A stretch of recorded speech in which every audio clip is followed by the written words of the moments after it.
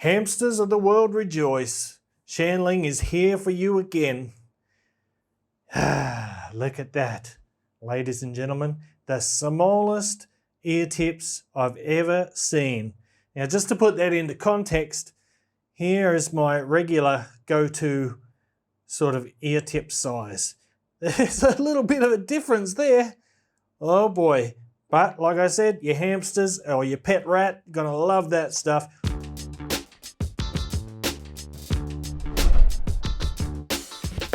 What's cracking, audio fans? It's David here from Prime Audio Reviews. So I've got here the Shanling MTW300 True Wireless Earphones. Now a while back I did the Shanling MTW100. Don't remember if I made a video for these or not, but I kind of loved these specifically for their case, which is really small, really lightweight, and it just looks dope.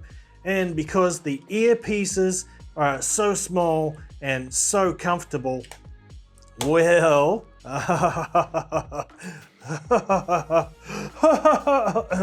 well, the MTW300 here, I'm glad to say, has the same shape, same size case. It looks a little bit bigger right now because I've got the silicone cover on, the silicone case. So here's the charging case, and I gotta tell you, man, although it looks the same as the old one, this is a zinc alloy. Like, this is metal. Check this out. That is a metal case, like a really solid, hefty case. That feels dope, man. Feels so good. Compared to the old plastic case, it feels a lot more premium, satisfying. You know, if some people might be upset with that if you are in the habit of carrying your TWS case around in your pocket, it's quite a lot different. But for a big guy like me, you know, doesn't make any difference whatsoever, but it feels dope. So enough with the case. And in the box, you get your typical setup. You get your USB Type-C charging cable. You get a bunch of, not those ones, not real ones. You get a bunch of ear tips, silicone ear tips, with the tiniest ones I've ever seen. And of course, you get the case and the earbuds. So let's have a look at the MTW300 earphones now. Ta-da!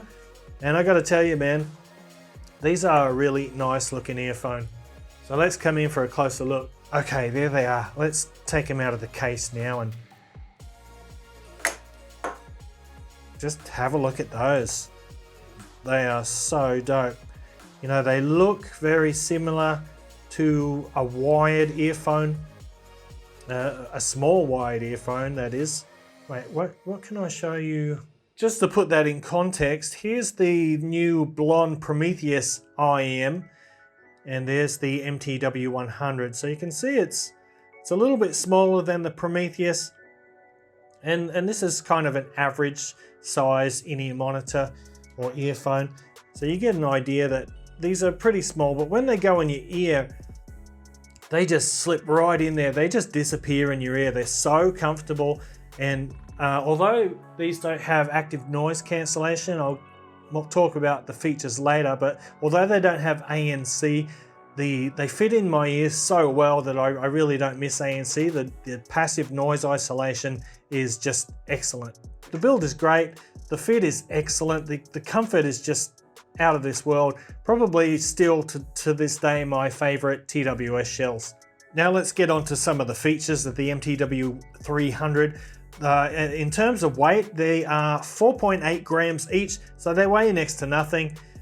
They do kind of have these dinky old school TWS nozzles on there. I don't know why brands do that. Fortunately with this one, you still can, if you have to, use large ear tips like that, but I'm actually able to use the large tips that came in the box. So thank you, Shanling, for catering to people like me. By the way, if you hear noises outside my window, sorry about that. There is some construction going on nearby. Hopefully they won't be too noisy. But So they're the earpieces. Love the fit, man. Just the best. These are the best so far. Quick comparison with the MTW300 here, and you can see it's basically the same shape. The only difference is the indented or the concave faceplate there. But I really dig them. They are awesome. Let's go over some of the features now, and I'll start with the battery life. Now, the battery life for this tiny little earphone is about 10 hours for the earpieces themselves, which is slightly above average. It's really good. And you get another like 3 charges from the case here. So in total, you get about 35 hours, which is really good. You shouldn't need more than that. Like I said, the case has got a USB Type-C port for charging. They charge pretty quickly when they're in the case, and the case itself is your average like 1 to 1.5 hours to charge the case. Another great thing about these earphones is the IPX7 water resistance rating, meaning you can go to the gym, you can sweat out in them, you can run in a pretty moderate rain. Actually, you can even wear these in the shower, within reason, of course. I mean, don't go sticking your head under a fire hose or anything like that, but just a regular shower, if you're mindful about it. These are fine with that, so that is awesome. One downside to that, however, I must say, is the microphone quality on these. It is a little bit below average. I mean, you can't have it both ways. If you want that sealed enclosure for your IPX7 rating, you can't really have a nice open microphone that sounds very clear. While it will get you by in a pinch if you need to use these for a phone call. I wouldn't recommend this set if you want to use them with your phone like every day, all day. These aren't the one for you. But the microphone is functional. It is a bit muffled and it does sound a bit compressed. The last feature that I'll point out is that this earphone has aptX support, so you get your aptX for that higher quality audio. So if you're an Android user, you'll be pleased with that. Of course, iPhone users are still stuck with AAC, but that is not such a bad thing as it's pretty good anyway. Now, the price for the MTW300 is about $129, so it falls into what's actually been a really popular price lately for things like the FiiO FH3, the BQEYZ Summer, the same price. Oh, there have been several. 129 is a real popular point. So it's not a cheap TWS. It's a bit more than the Tronsmart Apollo Bold. It's more than the MTW300. It's more than the Sparks. Yet it is, as far as features go, the ones that I mentioned are all there is. So you get your battery life, you get your IPX7 rating. That's all you get. They play music. That's what they do. Now, the touch controls work fairly well. That is a pretty small area that you have to try and find with your finger when you want to do something. But the upside of that is I didn't have any accidental button presses when I was readjusting these in my ears or whatever. Not like the, what was it? The Astrotech S80, I think it was.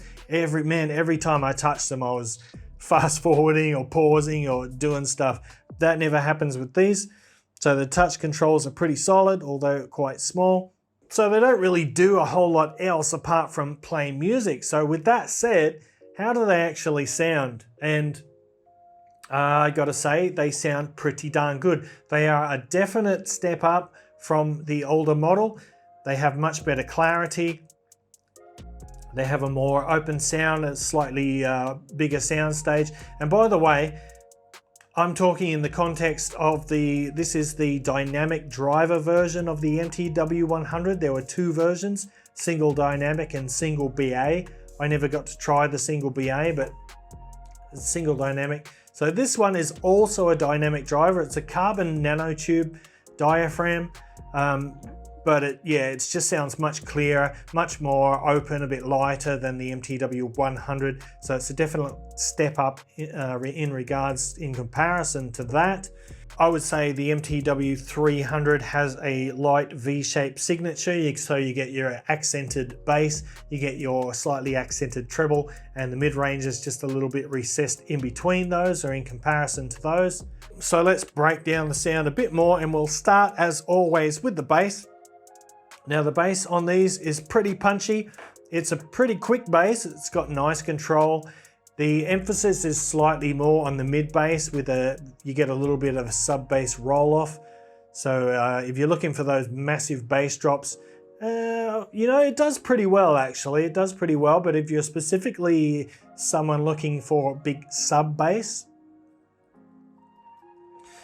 so it's slightly accented, it's not over the top, concentrated on the mid bass, fairly fast, fairly punchy. It's not the most textured, but for a TWS earphone, even in this sort of slightly higher price range, it does have a good quality bass. Moving on to the mid-range now, and as I mentioned, the mid-range is slightly behind the bass and the treble. It's not thin or doesn't get drowned out by the highs and lows. Male and female vocals sound quite good, although the lower mid-range doesn't have a whole lot of body to it. And as we move into the upper mid-range there, it has a bit of a lift there, fairly typical for the Shanling earphone or IEM signature to have an upper mid-range lift. So female vocals fare a little bit better than male vocals on these, but vocals in general are fairly present. They have a nice forwardness, they are sort of intimate. It's a pretty energetic mid-range. Not the most resolving. The overall resolution is fairly average. It's probably a bit below a lot of the wired IEMs at around the same price, but it's not terrible, that's for sure. Detail retrieval is actually very good on these, and the mid-range in general is pretty solid. And finally, talking about the treble now, most of the energy is in the lower treble. There's not a lot of upper treble presence, so you get a sort of a starker, denser type of treble, and it's a little bit forward, it's a little bit energetic, but it's in no way harsh. It is not a sharp or a sibilant treble. It's kind of got your typical TWS non-offensive type of treble where you can listen to it out on the go. You won't experience fatigue from the treble, but at the same time, it doesn't have a lot of sparkle or airiness, but it does have a good crispness to it. It adds some nice definition to percussion instruments, and as I mentioned, it adds plenty of clarity in the mid-range as well. Let's do a couple of comparisons real quick, starting off with the TronSmart Apollo Bold. Now the TronSmart here is only $99. You can see it there. The case is a little bit slightly bigger, but it's still pretty bloody small, if you know what I mean. The earpieces themselves are kind of chunky. They're fairly big in comparison. I've still got my massive ear tips on there. Now in terms of features, the Apollo Bold has got a lot more. It has active noise cancellation. It's also got an ambient mode that lets you hear sounds around you, amplifies them somewhat. It's got full touch button functionality, so you control your ANC modes. You've got your voice assistant controls, which by the way, the MTW300 doesn't have. I forgot to mention that. You can change the volume with these, which is huge for me. I would much rather have that functionality than activating the voice assistant, but keep that in mind. Volume controls, yes. Voice assistant, no, from the touch controls. But the TronSmart here, basically you can control everything with the touch buttons. Plus you get your ANC, you get your ambient mode, you get roughly the same amount of battery life, perhaps a little bit more, slightly a little bit more with these. But in terms of audio quality, I would say the Shanling here is definitely better. The TronSmart would be better if you're a bass head, because with the ANC turned on, holy cow man, these things rock. They are got some thumping bass, but it's kind of a thick bass. It's not a really well defined one, but it is, at the same time, it is pretty decent.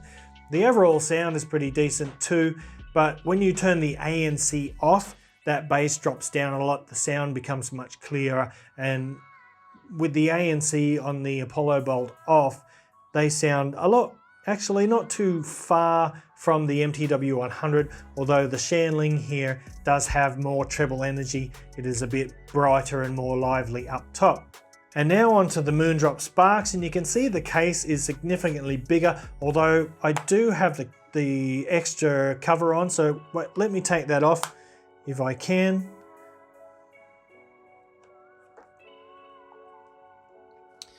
That's a bit better. Now you can see it is still significantly bigger, but at the same time, it's going to fit in most pockets, no worries at all. As far as the earpieces go, they are a bit bigger than the Shanlings. The Sparks has a really long nozzle though, so I have a bit of trouble getting a good fit with these. I get a good seal, I get good noise isolation, but the earpieces stick out from my ears a fair bit just because they're so long or wide that way. Now in terms of features, they both basically just play music and don't do much else. They both have touch controls, but on the Sparks here, you cannot control the volume, and that is a definite con for me. I love to have volume controls on a TWS. In fact, it's one of the major points for me after the sound is having the ability to control the volume from the earpiece itself. Apart from that, they just play music, they do the same thing. Sparks has a slightly lower battery life, but it's still very good. The Sparks has more of a sub-bass presence. It's got a really nice, deep-reaching, rumbling sub-bass, but it's got less mid-bass, whereas the Shanling has got a punchier mid-bass and less emphasis on those really deep sub-bass notes. Now another feature of the diffuse sound field tuning of the Moondrop Sparks is its pretty significant upper mid-range emphasis. In fact, the upper mid-range is emphasized more than anything else in the sound signature, and that's where it sort of gets its clarity, its popping vocals from.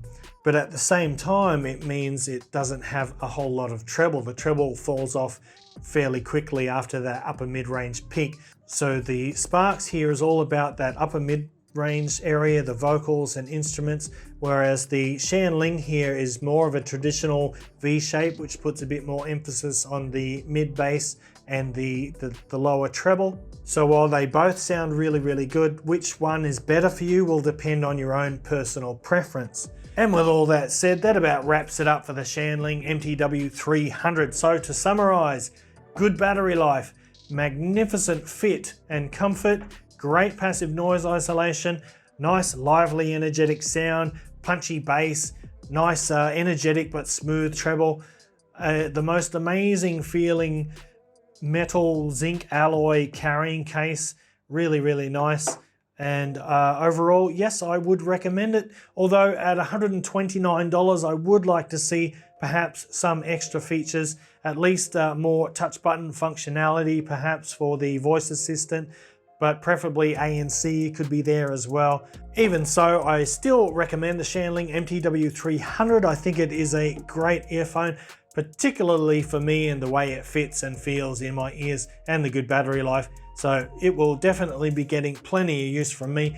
That about sums up this video, guys. If you liked it, give it a thumbs up, PowerFam audiophile style. And if you are new to the channel and you want to see more reviews like this in the future, go ahead and hit that subscribe button. And until next time, I'll see you later.